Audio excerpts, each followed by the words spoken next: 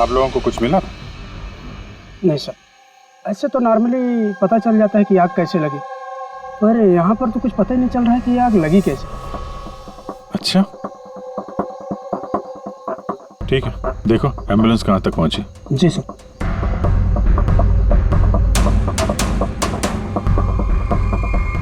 बहुत बुरी तरह से झुलस गया। कमाल है, कुछ पता ही नहीं चल रहा कि आग कैसे लगी है।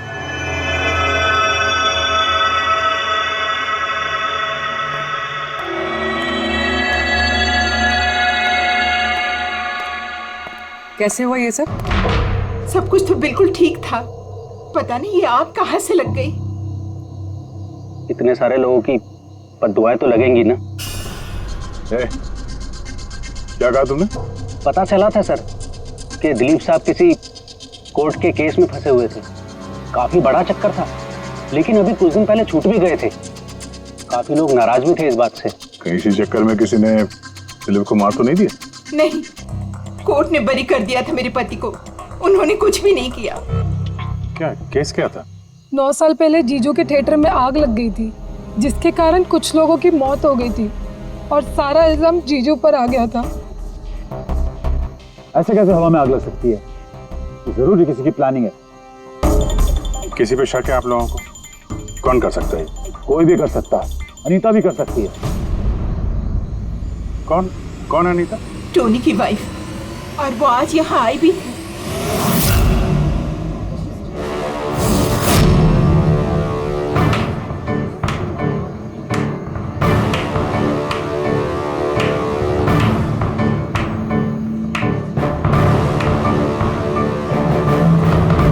अनीता दूसरों का घर बर्बाद करके अपने परिवार के साथ खुशियां मनाई जा रही है। वेरी गुड, वेरी गुड, वाह।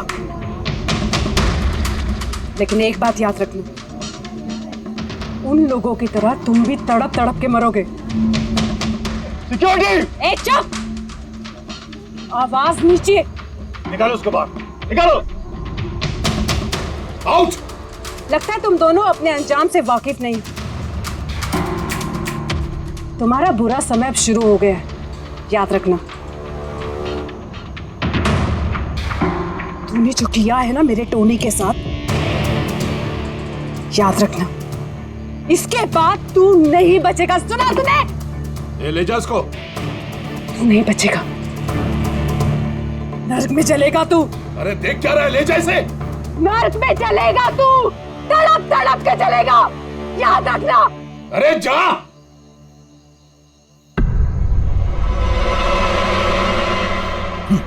Let's enjoy Rohan. अरे भूल जाओ।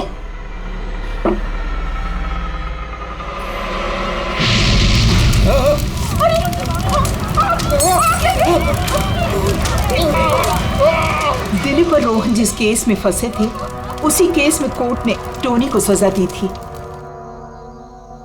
अच्छा, किस किस को पता था कि आप लोग यहाँ रेस्टोरेंट में आने वाले हैं? पता नहीं सर। अच्छा, दिलीप जी के आने से पहले इस चेयर के आसपास किसी को देखा था क्या? किसी अनजान आदमी को? नहीं सर, किसी को नहीं देखा सर। ये टेबल किसने रिजर्व किया था? दिलीप जी का फोन आया था, कह रहे थे कि हमारे लिए टेबल रिजर्व रखो। हमेशा यहीं बैठते थे, इसी टेबल इसी चेयर पर, रेगुलर कस्टमर थे हमारे। किसी को पहले से पता था कि दिलीप यहाँ इसी टेबल पे बैठेगा? सर, कुर्सी के पास तो ऐसी कोई चीज नहीं है जिससे आग लग सकती हो। कमाल की मिस्ट्री है यार। सीसीटीवी कैमरा,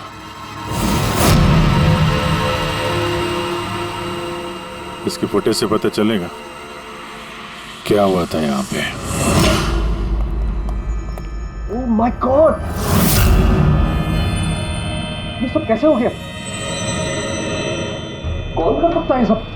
उसी ने जिसने दिलीप का खून किया, सबूत मिटाने के लिए। ऐसे कैसे कोई मॉनिटर रूम में घुसा है? सिक्योरिटी कहाँ है तुम्हारी? सर, इस रूम में सिक्योरिटी की जरूरत ही नहीं है, इससे पहले कभी ऐसा हुआ ही नहीं है। सर, सर मुझे नहीं लगता उसके पास टाइम होगा सीसीटीवी फुटेज डिलीट करने का। सर, उसने बस तोड़फोड़ कर दी है। अगर हम किसी एक्सपर्ट को बुलाते हैं सर, तो वो शायद हार्ड डिस्क से रिकवर कर पाए सर।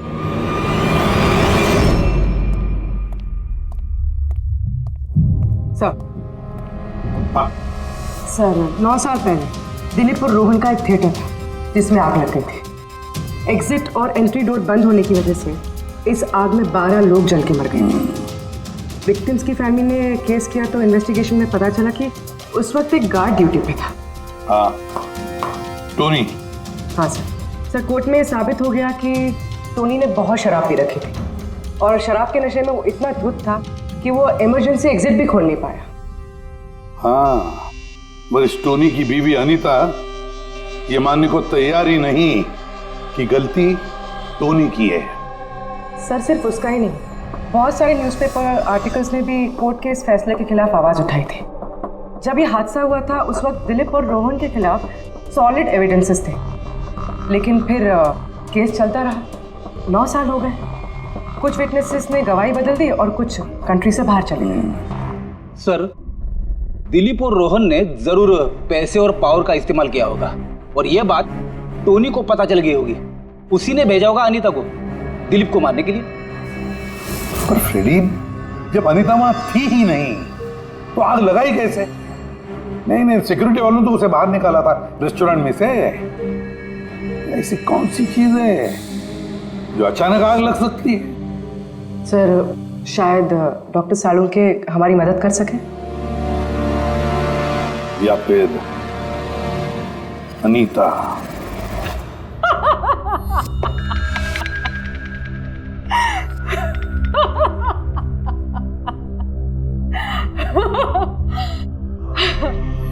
किस बात पे इतना हैरान है?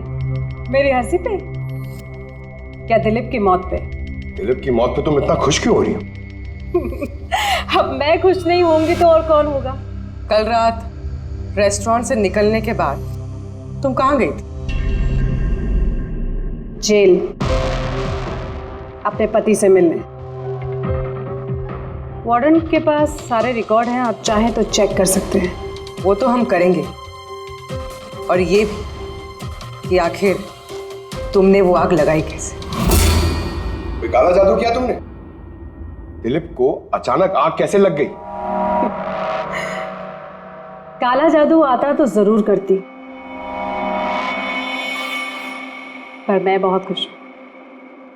ये दिलीप भी उसी तरह तड़प तड़प के मरा है जिस तरह 9 साल पहले वो बेकसूर लोग मरे थे,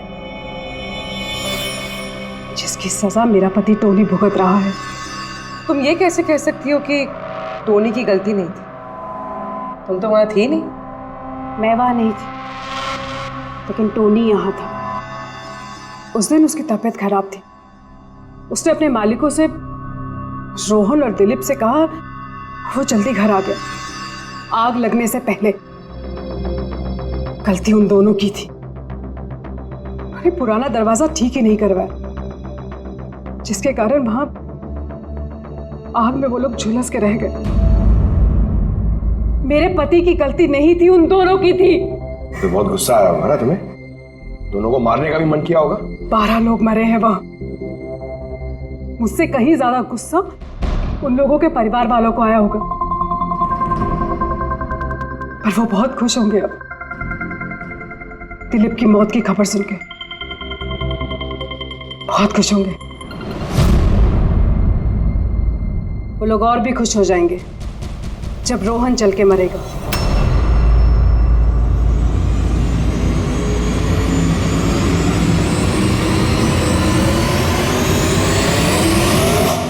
सर 42 लोग हैं, उन 12 विक्टिम के करीबी रिश्तेदार और फैमिली वाले। सस्पेक्ट ज्यादा और वक्त कम। सर सबसे पहले इन 42 लोगों में से उन लोगों के नाम हटा देते हैं जो कल दिलीप की मौत के वक्त शहर में नहीं थे। 9 साल हो गए इस बात को। शायद कितने लोग देश भी छोड़कर चले गए होंगे और कुछ लोगों की मौत भी हो गई होगी। फिर भी पता तो लगाना ही पड़ेगा। देखो कितने लोग शहर में थे जब दिलीप की मौत हुई।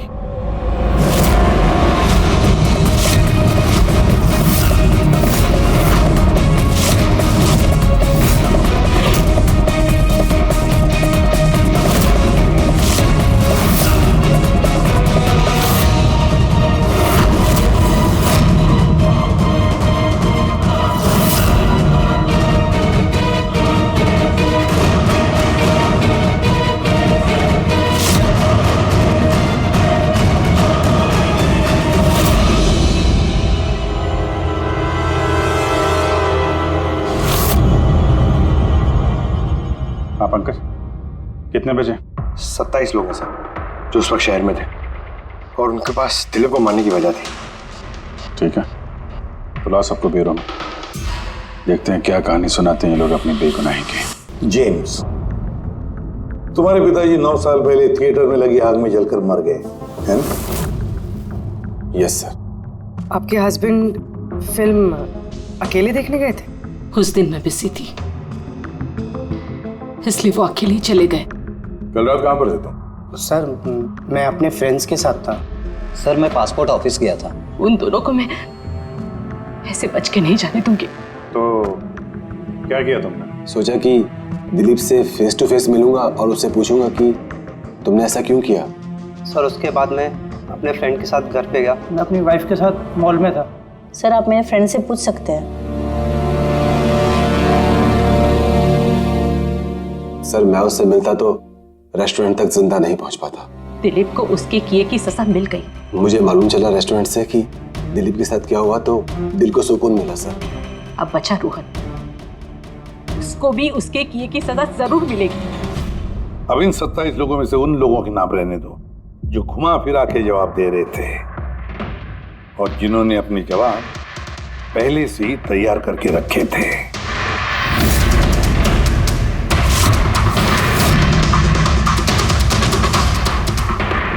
सर अब 15 बजे। अब इन 15 लोगों को उस दिन के बारे में पूछते हैं जब 9 साल पहले थिएटर में आग लगी थी। देखते हैं किसे सबसे ज्यादा गुस्सा आता है, कौन मुंह फेर लेता है। सर मेरा भाई 10वीं पास हो गया था। उसने कहा पार्टी देनी है, दोस्तों को पिक्चर दिखाना है, पैसे दो। सर मैंने वो पैसे उसे दे दिए। काश वो पैसे मुझे उसे देने नहीं चाहिए थे सर। जिसने भी ये किया बहुत अच्छा किया। आज मैं खुश हूं, आज मैं बहुत खुश हूं। कुमार साहब, आप यूनिवर्सिटी में फिजिक्स के प्रोफेसर हैं, है ना? Yes sir, head of the department physics. लेकिन मेरे खुद के बेटे को पढ़ाई में कोई इंटरेस्ट नहीं था। बहुत डांटता था मैं उसे, लेकिन अनिकेत के ऊपर कभी कोई फर्क नहीं पड़ा। एक नंबर का बदमाश बन गया था वो। उस दिन भी वो कॉलेज से बंक करके दोस्तों के साथ फिल्म देखने चला गया और सर और वापस घर पे कभी नहीं आया। हिमेश, राइट, कॉन्ट्रैक्टर हो ना तुम? हाँ सर। हिमेश, 9 साल पहले तुम अपनी पत्नी के साथ फिल्म देखने गए थे उस थिएटर में। नई शादी हुई थी मेरी। सलोनी के साथ फिल्म देखने के लिए गया था। उसको भूख लगी थी। मैं समोसे लेने के लिए बाहर गया। मैं वापस आया तो देखा वहां के दरवाजे लॉक हो गए थे। वहां अंदर से लोगों के चिल्लाने की आवाज आ रही थी और धुआं निकल रहा था वहां से। सलोनी, मैंने सब दरवाजे खोलने की बहुत कोशिश की। सलोनी, मैंने बहुत कोशिश की। मैं पागलों की तरह दरवाजा को ठोकता रहा, पीटता रहा।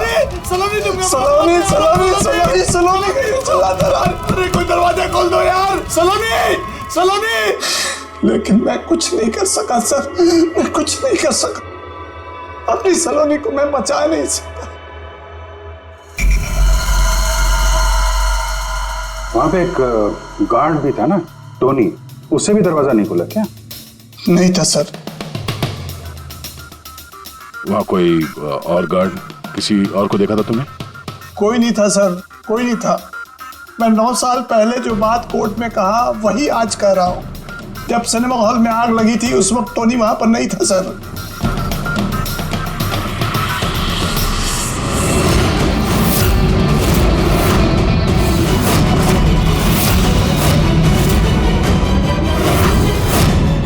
सर ये है हमारे फाइनल 15 सस्पेक्ट जो दिलीप को मार सकते हैं। सो कॉप्स कह रहे थे कि फायरमैन को भी पता नहीं चला कि आग का एग्जैक्टली सोर्स क्या था। उन लोगों को तो जनरली ढूंढ कर पता चल जाता है। कि वहां पर ऐसी कौन सी चीज थी जो तुरंत आग पकड़ती है, लेकिन उन्हें पता नहीं चला। उन्हें पता नहीं चला।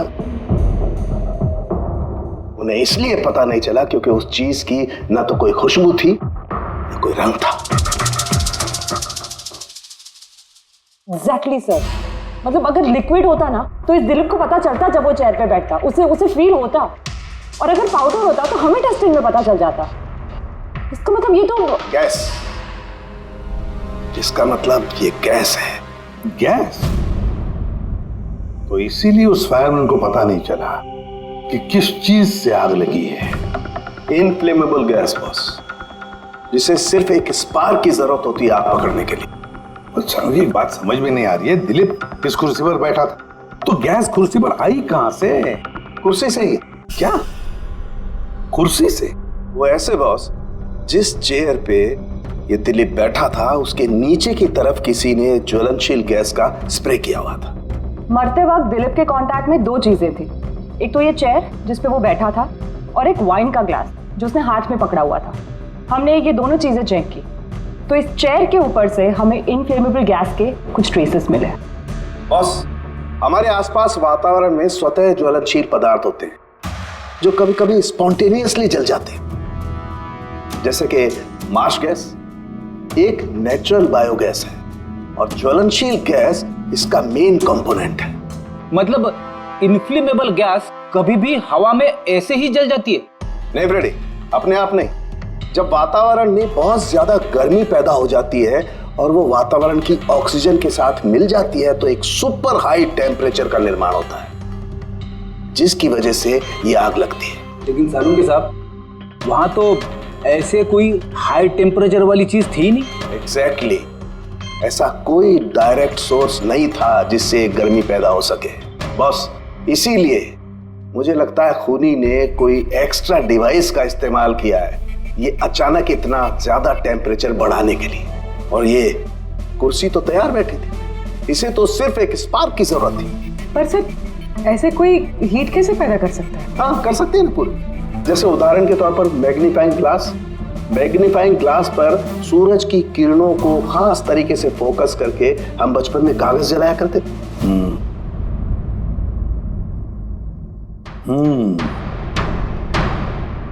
लगता है इस रेस्टोरेंट में फिर से जाना पड़ेगा, पता लगाना पड़ेगा किस चीज से आग लगी।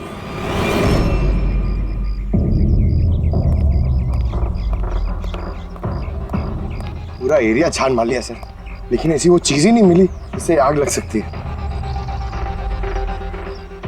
और ये ओपन रेस्टोरेंट है। जब खूनी ने दिलीप के चेयर के नीचे वो इनफ्लेमेबल गैस स्प्रे किया तो किसी ने तो देखा होगा।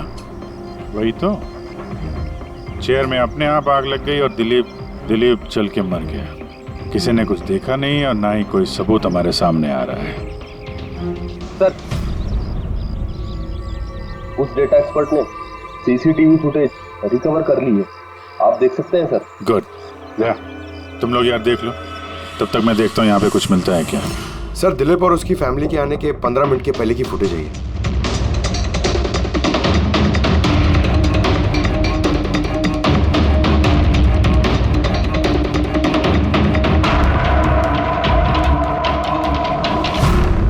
ये कुर्सी चेंज कर रहा है। इसका कोई दूसरा एंगल है क्या? इसी टाइम का चेक करो। एक मिनट सर।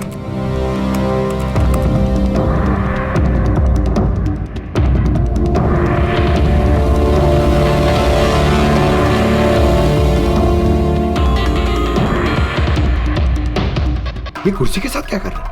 गैस स्प्रे कर रहा है क्या? हाँ, उसने अपने चेयर पे गैस स्प्रे किया और उसने अपनी कुर्सी को उस कुर्सी से बदल दी जिस पे दिलीप बैठने वाला था।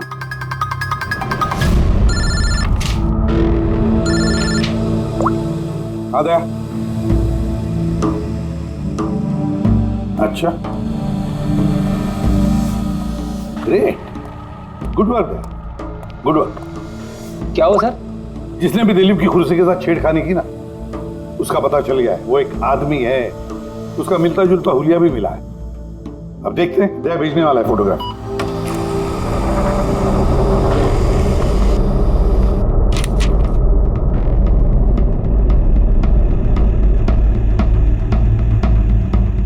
खूनी इन बचे लोगों में से ही कोई एक है, इन्हीं में से एक। और अब इसका अगला शिकार रोहन है।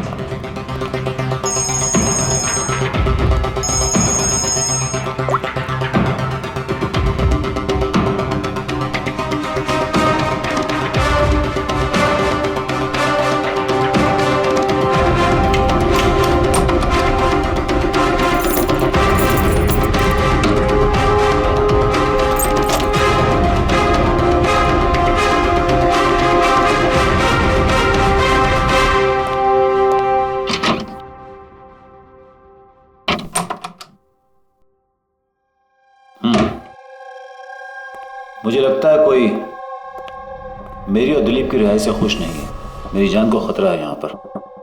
आई will talk to you later, bye. Sir everything is okay. All right, तुम यहीं पर रहना और किसी को भी अंदर मत आने देना। Be alert, okay? Okay sir.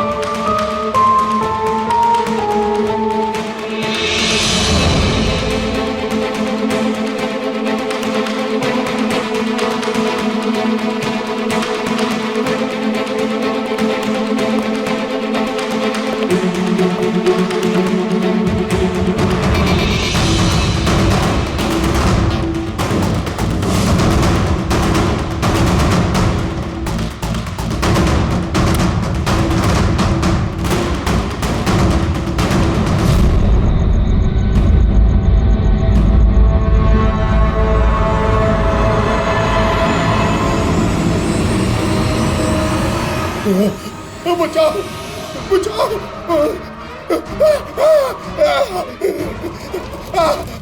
बचाओ, परे परे बचाओ बचाओ,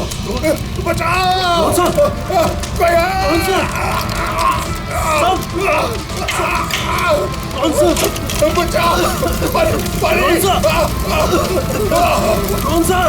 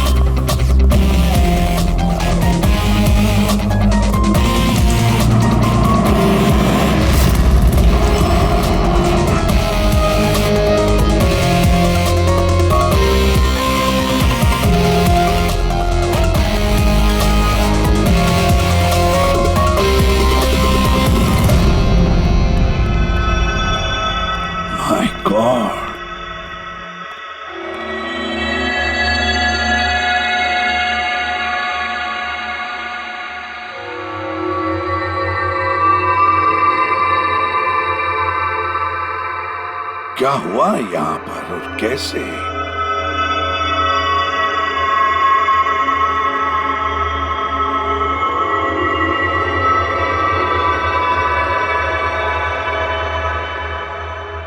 यहाँ पर भी और किसी किस्म की कोई स्मेल नहीं है, इस जली हुई लाश की बदबू के।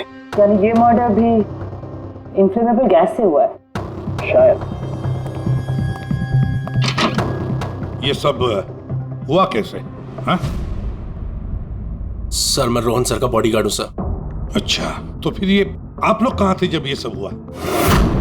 सर रोहन सर ने मुझे बाहर निगरानी के लिए कहा था, तो थोड़ी देर के बाद सर उनके चिल्लाने की आवाज आई तो मैं उनके कमरे की तरफ भागा, लेकिन सर दरवाजे के चारों तरफ से धुआं देखा तो मैं दूसरी चाबी से दरवाजा खोल के अंदर गया तो देखा कि सर रोहन सर जले पड़े थे।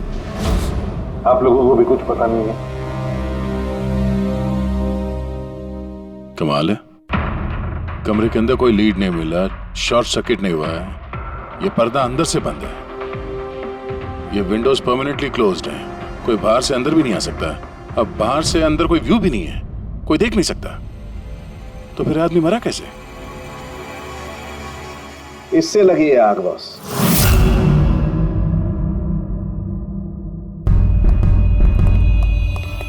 ये इस चीज से ये है क्या सर? फिलामेंट है। फिलामेंट? इलेक्ट्रिक बल्ब के अंदर का फिलामेंट। और जब इस फिलामेंट में इलेक्ट्रिक करंट पास होता है तो ये गर्म होकर के लाल हो जाता है। बॉस, खूनी ने भी इसी टेक्निक का इस्तेमाल किया है उस ज्वलनशील गैस को जलाने के लिए। पर वहां रेस्टोरेंट में जहां पर दिलीप की मौत हुई थी, वहां पर तो हमें ऐसा कोई फिलामेंट वगैरह नहीं मिला। और इतनी छोटी सी चीज है, वो खुली जगह है, उड़ गई होगी शायद कहीं, लेकिन यहाँ तो पूरा कमरा बंद है, इसीलिए पलंग के नीचे मिल गया मुझे।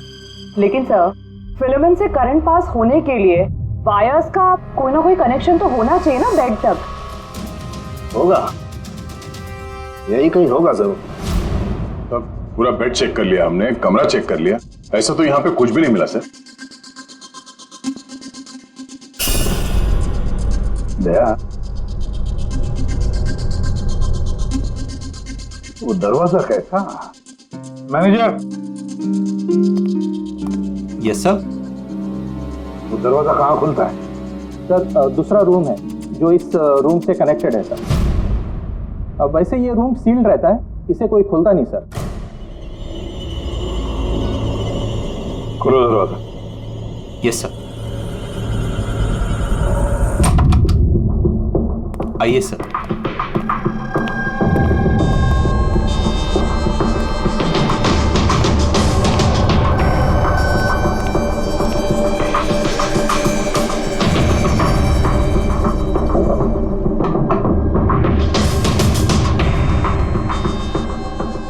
मैनेजर साहब, किसका कमरा है ये? कौन रहता है इस कमरे में?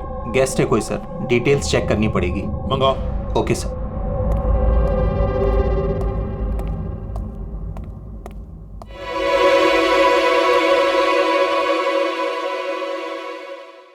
सर, वहां उस कमरे में जो कुछ भी हुआ है सर, वो इसी कमरे से किया गया। लेकिन अगर करंट इस रूम से पास किया गया है तो यहाँ से उस बेड तक कोई ना कोई वायर तो होनी चाहिए ना। और अगर वायर अगर होती तो बॉस रोहन को दिखाई भी देनी चाहिए। हाँ, शायद उसके बॉडीगार्ड ने भी देखा हो। बुलाओ उसके बॉडीगार्ड को। आप आओ यहाँ।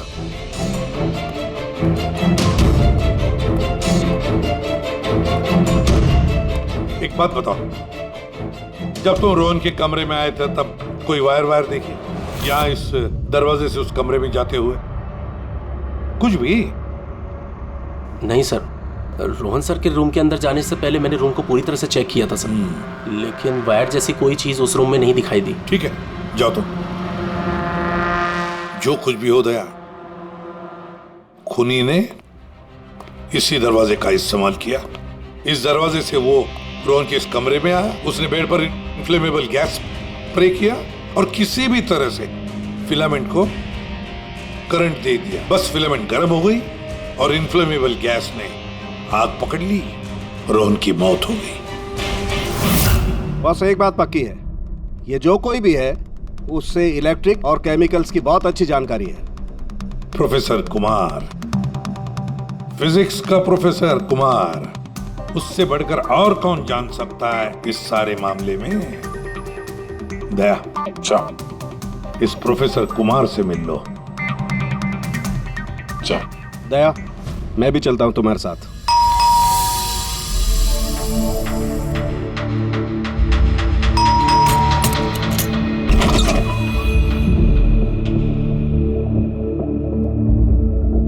प्रोफेसर कुमार है घर पे? हाँ है, लेकिन आप लोग? सीआईडी। सीआईडी? सब ठीक तो है ना साहब? हाँ, उनसे कुछ पूछताछ करनी है। कहाँ है वो? बाहर बच्चों को पढ़ा रहे हैं, मैं बुला के लाता हूँ। कोई बात नहीं, हम देखते हैं।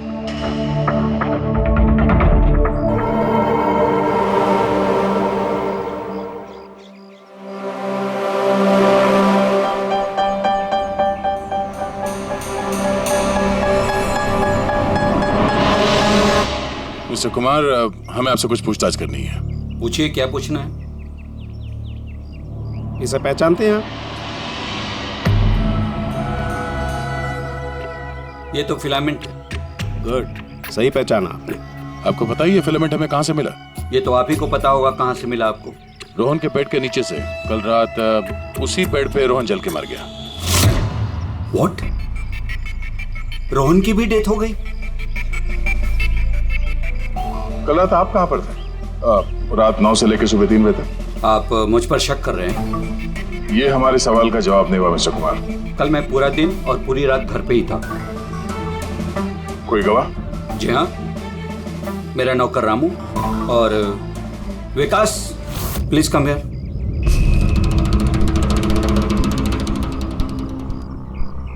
Yes sir. इन्हें बताओ मैं कल कहाँ था। सर हमारे एक्स्ट्रा क्लासेस ले रहे थे यहीं पे सर। कितने बजे से कितने बजे तक? सर शाम के 6 बजे से सुबह के 5:30 बजे तक। सर हमारे एग्जाम आने वाले हैं ना, तो हमने ही सर को रिक्वेस्ट किया था एक्स्ट्रा क्लासेस लेने के लिए। ठीक है सर, तुम जाओ बेटा। सर मेरे 5 स्टूडेंट्स और भी हैं जो कल सुबह 9 बजे से लेकर 5:30 बजे तक हमारे साथ थे। कहें तो उनको बुला लूं? ठीक है। अब मैं जा सकता हूं सर, बच्चों को पढ़ाना है। Please please. Thank you.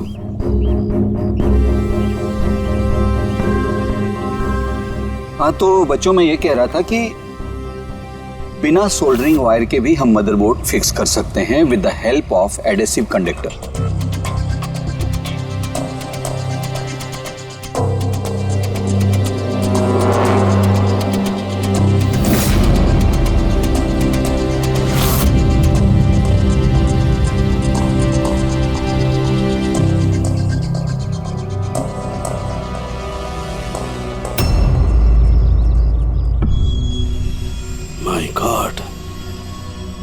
My God यार, ये क्या बात? क्या? अरे यार, ये गलती मुझसे कैसे हो गई? क्या? गॉड, बूढ़ा हो गया हूं मैं, बूढ़ा हो गया हूं मैं। एक काम करो, 1 घंटे बाद फॉरेंसिक लैब में मिलो, कुछ बताऊंगा। 1 घंटे बाद। अरे वो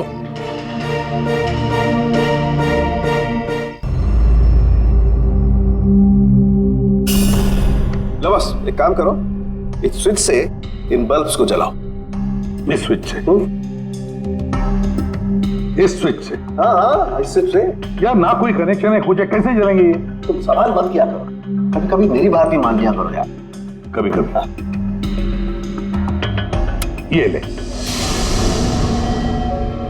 क्या सर, ये तो कुछ हुआ भी नहीं। होगा होगा।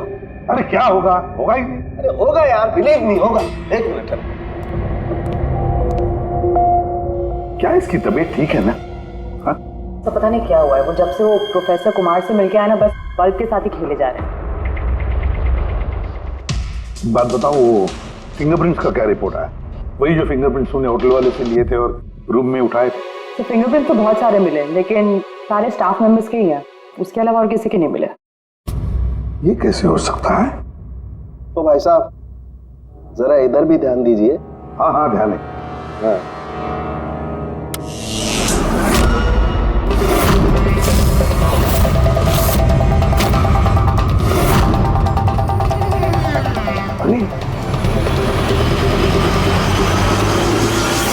सर ये बल्ब जलने कैसे लगे?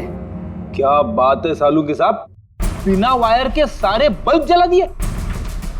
लेकिन सालूकी साहब, ये सब आपने किया कैसे? ठीक वैसे ही हुआ ये फ्रेडी, जैसे कि खूनी ने किया था उस दिलीप की कुर्सी पे और रोहन के बेड पे। जादूगर सालुंखे, जरा साफ साफ बताइए, आपने ये किया कैसे? करंट क्या हवा में से आया? हवा में से नहीं आया बॉस, करंट आया है इलेक्ट्रिक पेंट के जरिए। Electric paint? हाँ, इलेक्ट्रिक पेंट। दरअसल बिजली के जो तार होते हैं वो मेटल के होते हैं, और metal is a good conductor of electricity, इसीलिए करंट उनमें से पास होकर के जाता है। ठीक इसी तरीके से कुछ पेंट भी होते हैं जिन्हें हम इलेक्ट्रिक पेंट कहते हैं, और ये भी गुड कंडक्टर ऑफ इलेक्ट्रिसिटी होते हैं। इनमें से भी इलेक्ट्रिसिटी पास हो सकती है, और कमाल की बात यह है कि ये किसी भी कलर में मिल सकते हैं, जो आसानी से किसी भी बैकग्राउंड में मर्ज भी हो सकते हैं। ओह, इसीलिए मैं होटल रूम में और रेस्टोरेंट में कुछ दिखा नहीं सर। Exactly that. खूनी ने दरअसल होटल के कमरे का और रेस्टोरेंट के फ्लोर का दोनों का कलर इस कलर के साथ मैच किया, इसीलिए हमें दिखाई नहीं दिया। तो ये इलेक्ट्रिक करंट, आई मीन ये जो इलेक्ट्रिक पेंट है, ये आसानी से मिल जाता है? हाँ, मिल जाते हैं। दरअसल इलेक्ट्रिक सोल्डरिंग और रिपेयरिंग के काम में आते हैं, और इनकी सबसे बड़ी खासियत ये है कि ये आमतौर पर नंगी आंखों से दिखाई नहीं देते, सिर्फ इंफ्रारेड लाइट में ही ये दिखाई देते हैं। मैं दिखाता हूं।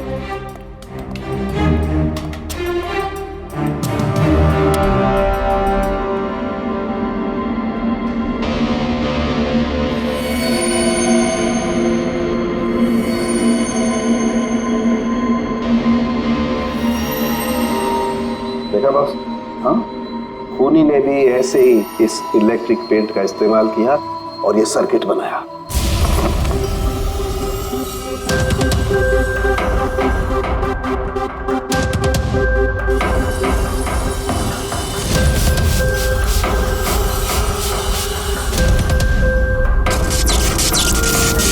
एक बात तो पक्की है, ये जो भी कोई है उसे इन सारी चीजों की पक्की जानकारी है। मगर सर, इनमें से खूनी कौन है? इस प्रोफेसर से तो मिल लिए सर, ये तो नहीं है। ये बंसी? बंसी तो एक क्लर्क है, और मुझे नहीं लगता कि एक क्लर्क को साइंस की इतनी जानकारी होगी। सर, इनमें से सबसे ज्यादा पढ़े लिखे तो ये प्रोफेसर ही लग रहे हैं। कोई ऐसा जो प्रोफेसर जितना इंटेलिजेंट तो नहीं है, लेकिन इसे इन सब चीजों की जानकारी है।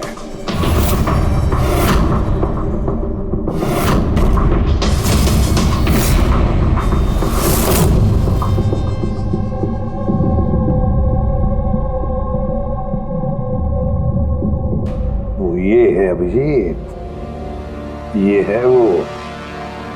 याद है क्या कहा था इसने कि क्या काम करता?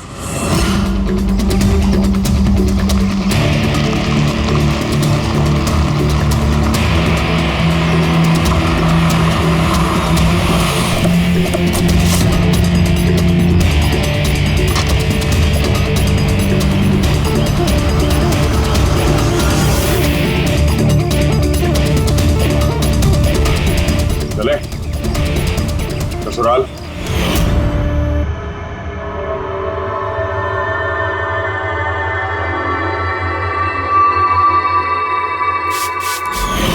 दिलीप और रोहन पर केस हुआ था, लेकिन मुझे मालूम था अपने पैसे और पावर के दम पर वो छूट जाएंगे। लेकिन उनके पास पैसा था तो मेरे पास दिमाग। कई महीनों तक उनका पीछा किया, वो कहां जाते हैं, क्या करते हैं, किससे मिलते हैं, सब कुछ। आखिर मैंने दोनों को मारने की तरकीब ढूंढ ही निकाली, इलेक्ट्रिक पेंट्स और सर्किट्स के जरिए। ये दोनों के बारे में मुझे अच्छी खासी जानकारी थी। बस दे दी दोनों को सजा, दोनों को मार दिया जिंदा जलाकर, जैसे उन्होंने मेरी सलोनी को मारा था। हिमेश,